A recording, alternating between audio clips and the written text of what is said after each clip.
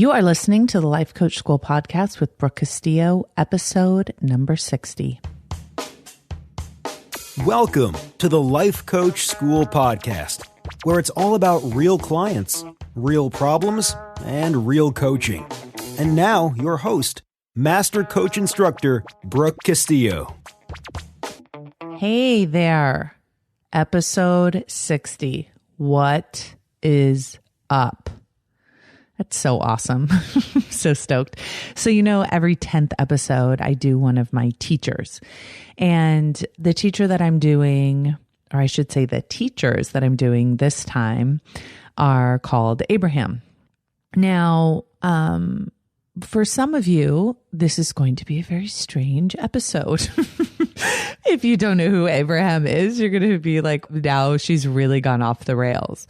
And a lot of people tell me that they think Abraham, the whole concept and the whole theory is very weird. And I have to agree, because here's the deal. There was this couple, Jerry and Esther Hicks, and they were learning about meditation. And they found a teacher who basically claimed to be able to channel some wisdom from the other yond, let's call it. And basically, when Esther started to do it, she started being able to access wisdom that was beyond her, is the way I like to describe it. The way she describes it is that she's literally listening to entities that are giving her wisdom. And then she speaks in their voice. Now, there was someone when I first was learning about Jerry and Esther Hicks, there was someone who said, everything they say is brilliant. Why do they have to say that some alien told it to them? Which I thought was so funny. And so I do think it's a bummer that much of their teachings and their wisdom gets missed by a lot of people because it's kind of encapsulated with this kind of weird channeling thing, which a lot of people find very kind of out there and spooky and maybe against their own religion. And here's what I want to offer you. I just want to offer you that wisdom is wisdom. And I believe that any human who writes a book that provides any kind of wisdom is getting it from a place that may be deeper than just the human experience. And so whether they call it channeling or whether they call it accessing wisdom from a deeper place, whatever it is, don't miss the wisdom because of the person communicating it. And a lot of what they teach was in the original Secret. And I know that many of you roll your eyes when I say The Secret because there was such a big uproar about this secret and so many people buying it and talking about it. And then kind of this backlash that all The Secret was teaching was that you just have to think about what you want and then you'll have it in your life. And that is not what The Secret was teaching, by the way. And that isn't what the law of attraction teaches at all. And in fact, much of what I've used to create the model is the law of attraction. I think that people miss the part of that your thinking creates your feelings, then your feelings create your actions, and your actions create your results. I think people just have interpreted as, oh, your thoughts create your results. When, let's face it, folks, they do. Your thoughts do create your results. Not immediately. You can't just think, although there have been stories, people, about thinking about something and having it appear. I've had it happen in my own life. And I can usually trace it back to how I was feeling and where I was, right place, right time, because of how I was feeling. But your mind is a powerful, amazing, incredible thing. And if you can allow yourself to be open up to the possibility of the law of attraction, I think that your life will be richer and deeper and better. I think their information is cutting edge awesomeness. I'm in love with every single thing I read or hear from them. I used to listen to them all the time. I don't listen to them quite as much anymore. It's interesting how teachers kind of come in and out of your life when you most need them. And I think when I was really at the beginning of building my business, I really needed to hear everything was possible for me. And so if you get weirded out by woo-woo things, just trust me on this one and give this material a try. I think you will really, really enjoy it. You can go to their website. It's Abraham-Hicks.com. We'll put it in the show notes. And they have written many, many books. And what's cool about, I think, their audios that you can get from the website is it's basically them coaching live. And so people will come to their events and present a question to them, and they will coach them right there live. And when I say they, I'm referring to Abraham. And Esther is the one that talks and shows up and does the work. Jerry has since recently passed away, but Esther is still doing the work. And as far as I know, it's still rockin' awesome. So that's it. So one of the concepts that I got from them, I would say that one of the most, I would say, life-giving lessons that they've given me was that a belief is just a thought you keep on thinking. If you're around me for any amount of time, you will hear me say that because it's a concept, it's a truth that has served me very well in understanding that any thought that I'm well practiced at doing is a belief, and it's just easy for me to think. Another thing that they say that completely changed my life was nothing has gone wrong here. And you can pretty much say that to anything. They don't believe that there's anything wrong in the universe. They believe that the law of attraction just happens and that's the way it is, and that nothing has gone wrong. If you don't want it in your life, don't think about it. Now, be careful not to interpret that as delete feelings or thoughts, because you need to pay attention to them. But what they mean by that is a lot of people spend a lot of time thinking about their misery, thinking about horrible things that have happened to them, thinking about what could go wrong, thinking about people they don't like, and all of the negativity in their life. And they're basically saying, if you don't want more of that in your life, stop focusing on it. Stop thinking about it so much. The next one is resistance is giving your attention to the very thing you don't want to attract. I love the way they talk about resistance. I love the way how they talk about putting your energy towards something and how that creates it. Because, you know, when you think about the model, what you think about is how you're going to feel, is how you're going to act, is what result you're going to get.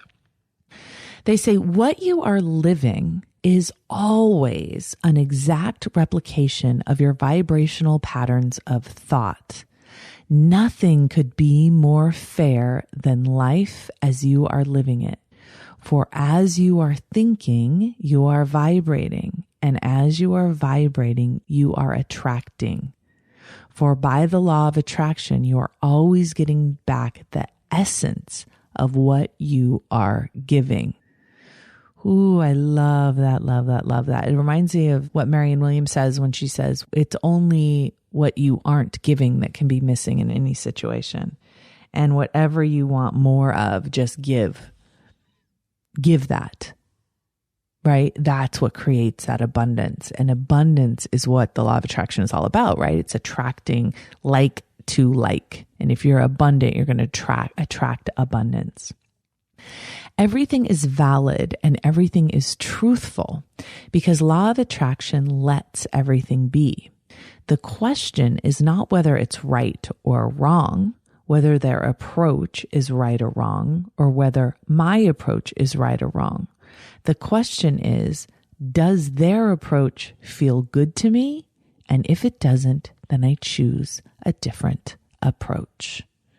And I think that's true with our thinking too. We don't have to make it wrong or right. We don't have to make philosophies wrong or right? We can just let it be. And that's why I really like that they say everything is truthful. Like a lot of times people will want to question whether a thought is true or not. And it's actually from Katie's work. She does that. Is it true? But here's the thing. I don't think it matters if a thought is true or not. If you're thinking it and it feels good, keep it. right? If you're thinking it doesn't feel good, you don't have to keep it, but acknowledge it and own it as a thought you're having. This is what they're saying. Tell everyone you know, my happiness depends on me, so you're off the hook. And then demonstrate it. Be happy no matter what they are doing. Practice feeling good no matter what. And before you know it, you will not give anyone else responsibility for the way you feel. And then you'll love them all, because the only reason you don't love them is because you're using them as your excuse not to feel good. Oh my goodness. Preach that. I'm reading it again. Stay with me, you guys. That is so good. I want you to hear it again. Tell everyone you know, my happiness depends on me, so you're off the hook. And then demonstrate it. Be happy no matter what they're doing. Practice feeling good no matter what. And before you know it, you will not give anyone else responsibility for the way you feel. And then you'll love them all. Because the only reason you don't love them is because you're using them as your excuse not to feel good. Please don't use other people as your excuse not to feel good. Oh my God, they said that so beautifully. Who made you believe that focusing on the problem will bring the solution? If I want it, I can have it. If I want it, I can take pleasure from the having it before it manifests. Okay, now that, I read their stuff and I feel like I just want to explode. It's so good. It's an example I use all the time about going to Hawaii. If you believe that you're going to have something in your life, you plan a trip to Hawaii and you want to go to Hawaii and you're not in Hawaii yet, but you're really enjoying the idea of going to Hawaii and you're anticipating it and there's pleasure in the anticipation of it. You don't have to rush it. You don't freak out. You're not upset that you're not there yet, right? You're just in glad anticipation of it.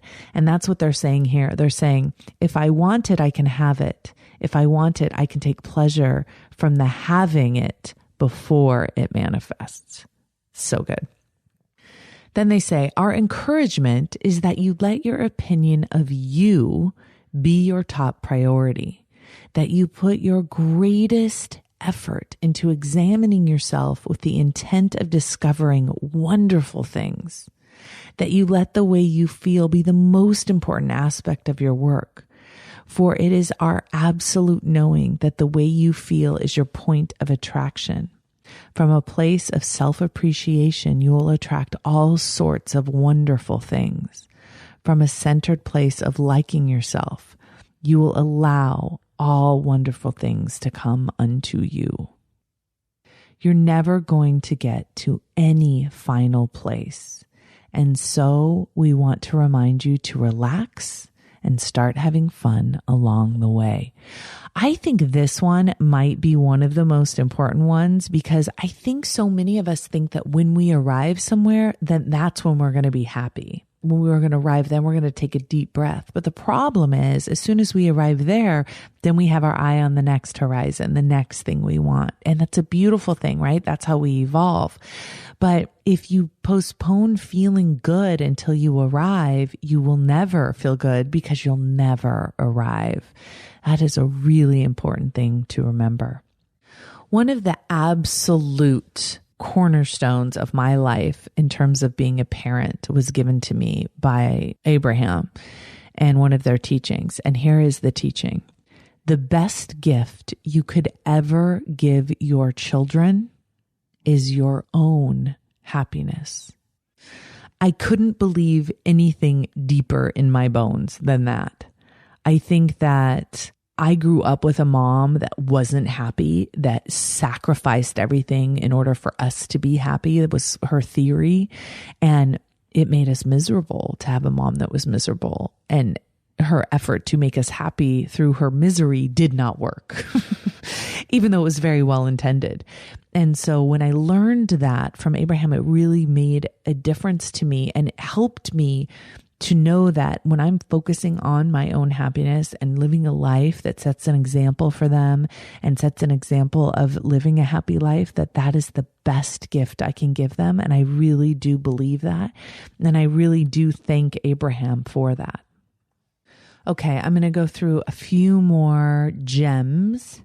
And then I know that many of you have listened to these and then re-listen to them. And I really want to encourage you to do that, because I think so many of the teachings can be heard differently on different days and in different times in our lives. I mean, some of these that when I was preparing for this, as I was reading them, affected me differently now than the first time I read them. Is it possible to be the visionary and the actionary of your own life? Not only possible, it's the way most of you intended it to be. It's the best of all worlds. What can be more exhilarating than to find a dream from the contrast, to fixate on the dream, and to let it give you pleasure as it grows, and then watch the law of attraction bring it into manifestation while you help with your action? Does it get any better than that? You didn't think so as you made the decision to come forth into these physical bodies. You said, this is the best time in all eternity for a creator to create. I love that they see us as a co-creator with God, with the universe, whatever word you most relate to, right? With the force of energy, whatever it is that you connect with. You have more harmony points with every person on the planet than you have disharmony points, because there's much more of you that's in harmony with your core than you realize or that most of you allow. The closer you come into being in harmony with your source energy, the more harmony you are with each other. When you think about other people and what they think of you, do you understand that what they think of you has very little to do with what you are? It has mostly to do with the habits of thoughts they have developed. It has more to do with them as thinkers than it does with you as the subject of their thought. If nothing is more important to you than that you feel good, you can form a fantasy about someone who is in your life, and they will begin to modify to meet your fantasy, because that's what law of attraction does. And what they mean by that is, if you look for the good in people, if you look for the great in them, if you look for the similarities, if you look for the wondrous, that's what your brain will find. When you tell your brain to look for those things, that's what it finds. Use whatever excuse you can to vibrate in harmony with those things you've been saying you want.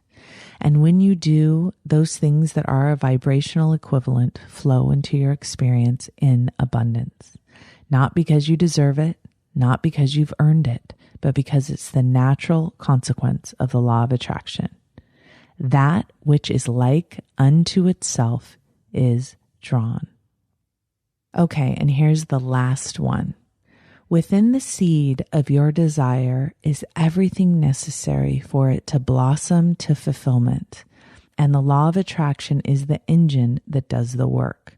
Your work is to give it a fertile, growing place in order to expand. All right, you all, go check out Abraham. Read some of their books. Take this stuff in. Even just one of these quotes. I mean, I gave you 4 that were life-altering for me. Do not underestimate the power of these teachings, even if their source might be a little bit weird to you. And for some of you, it's not weird at all. You think it's amazing and awesome. And of course, that's how it would happen. My hat's off to you as well. All right, everybody, I'll talk to you next week. Take care. Bye-bye. Thank you for listening to the Life Coach School podcast. It would be incredibly awesome if you would take a moment to write a quick review on iTunes. For any questions, comments, or coaching issues you would like to hear on the show, please visit us at www.thelifecoachschool.com.